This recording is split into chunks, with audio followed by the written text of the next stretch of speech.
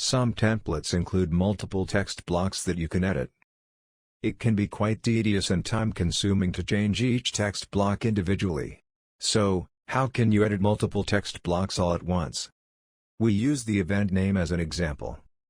Let's say you want to replace event name with the name of your own event, like Joe's Party. First, click on File in the top left corner of the editor menu. Select Find and Replace Text from the drop-down menu.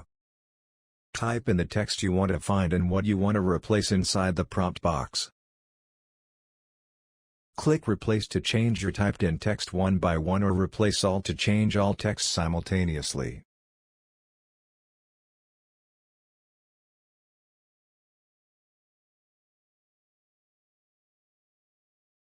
You can also use the keyboard shortcut Ctrl+F on Windows or Command+F on Mac to quickly find and replace text on your favorite design software.